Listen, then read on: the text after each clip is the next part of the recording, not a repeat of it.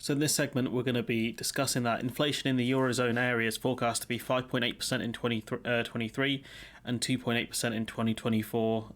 But the UK still running at a very high 10%. And of course, it doesn't mean like that prices have come down in these areas. It just means that the rate of the prices aren't increasing as much as they were compared to the previous months or previous quarter, depending on how it's measured. I'm a bit annoyed that CNBC found this a bit funny, or at least the dude did, but I guess you got to kind of laugh at the absurdity of the situation. So let's cut to the clip and we'll discuss other stuff. And on that front, they say inflation is now forecast 5.8% in 2023, 2.8% in 2024 in the euro area, but they do expect it to gradually come down, as you can see there. Goodness, I mean, that's the implications of that is that interest rates in the Eurozone are going to be higher for longer. And so obviously that's controlled by the European Central Bank, which is run by Christine Lagarde. I think she's still in charge. So she's no slouch when it comes to this sort of stuff, especially not compared to Andrew Bailey. But, the Eurozone are going to look at having increased interest rates, but their interest rates, I think, are much lower than the UK's right now. It's sort of this story all over the place that interest rates are going to remain higher for longer, but nothing compared to the UK, where inflation's still running north of 10%. No, we're still the champions of Europe in terms of inflation, aren't we?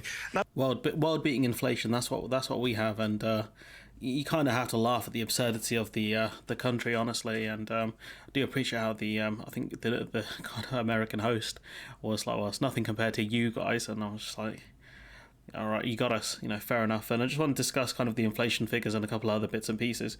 So you can see the UK and, the FT have really messed me around here because of the colours they've used for Italy and Germany, putting them both in grey for some reason.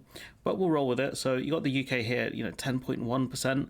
This is the Consumer Price Index, so CPI.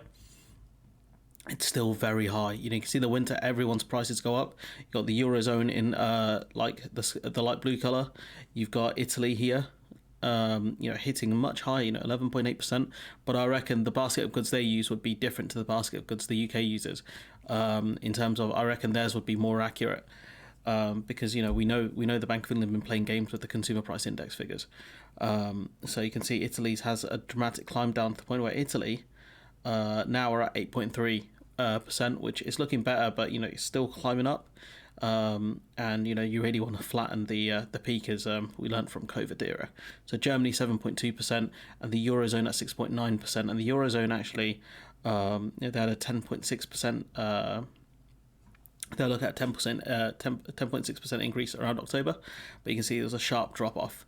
Even during the winter, whereas the UK, when they talk about inflation being just sticking around in the UK, if we cut some of these bits off here, just to look at the UK specifically, you can see from basically May 2022 onward, it's just stuck. Inflation's just stuck at plus 9%, month on month here. And this is a disaster because it's just creeping price. The price has been creeping up so much. And when we look at some of the items, cucumbers up by 52%. And cucumbers are something we do grow in the UK, but because of the energy crisis and the lack of staff, because of the end of freedom of movement, what that means is that they're planting less cucumbers, and it means that we're not able to harvest them.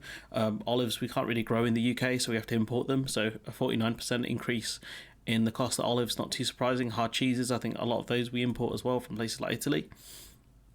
When you look at the inflation price here, that's the consumer price index, right? 10.1%. Food inflation is at 19.1% in March. So how this 10% figure is calculated, especially given the energy increases that we have seen, there's a reason why I don't believe the Bank of England's figure when it comes to inflation, and this is one of the reasons why. We've seen dramatic increases in things like the cost of energy and food. And yet, we're at 10.1% for the consumer price index.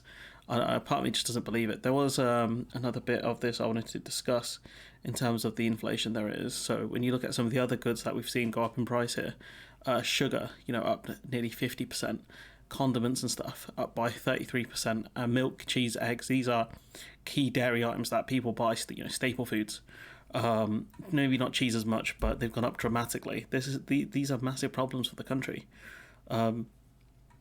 You've got up to £60 million worth of UK crops left to rot owing to a lack of workers, says the National Farmers Union. This article obviously from 8 months ago, but it shows you the state of the UK where even if we plant things, we can't harvest them because we don't have the staff. Well, that means we have to import more, which has extra costs. partly down to the pound not being so great, but also down to the import checks we're doing, and the cost of haulage has gone up as well because of Brexit predominantly. So there are so many different kind of Brexit factors owing into putting into this.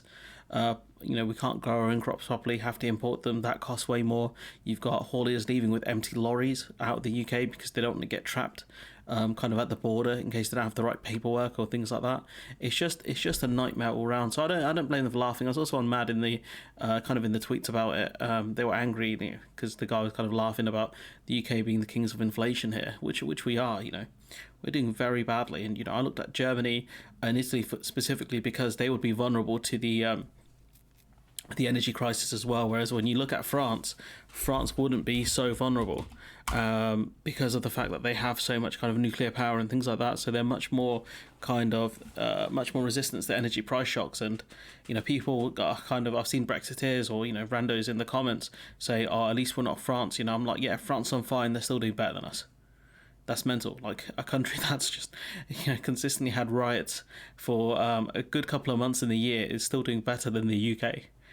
So you can talk about French and riots or whatever, that's just Tuesday for them, really. It's a country that at least protests when their politicians do things they don't like. Imagine in France they had 10.1% inflation month on month, pretty much. 9 plus percentage points of inflation month on month. Could you imagine what the French would be doing? They wouldn't be taking this sitting down, that's for sure. And so yeah, it's just kind of just the UK in a really bad spot, and we're getting clowned by Americans. And the British guy there just saying, yeah, he's just laughing about it because what more can you say? What more is there to say apart from the fact that we're a nation just being clowned by others, and we 100% deserve it. British people are very quick to mock. Well, I say British people. Some British people, some English people are very quick to mock other countries. But right now, we're the ones in the mud here. We are the sick man of Europe. A very, very notable title held by not many countries in Europe, and we have held it for a while now. When you look at this, right, it's just a disaster. Not France's one. When you look at the UK, it's just a disaster. The supermarkets have said the prices should come down this year, but they're also being investigated over things like price fixing, I think, or price gouging, which they have done. Maori Black said that it's not a cost of living crisis, it's a cost of greed crisis, something on those lines. And I think she's right to an extent because of the fact that we know all of the input costs have gone up, but the other problem is that the fact that supermarkets are making ridiculous amounts of profit. And they're also price gouging people, but the inflation that we are seeing, that's going to stay for a while because, as I said, all the food that we import, it's gone up in price because of Brexit. We can't get the stuff we need to pick the fruits and vegetables. That's partially, I think, largely down to Brexit, really, and the fact that we have a really dumb seasonal visa scheme for agricultural workers. Really, really stupid system that we have here, and it's just creating a problem where it's just more and more people are struggling to get by. I mean, someone cited this figure to me, and I was like, that can't be right. £60 million worth of crops left. How many people could this affect, honestly? How much would this have kept the prices down if we actually managed to pick some of this stuff? Oh, I just despair when I read about this. But anyways, I'm going to leave it there. Let me know what you think in the comments below. Like, comment, share, subscribe. Support the channel on Patreon if you can.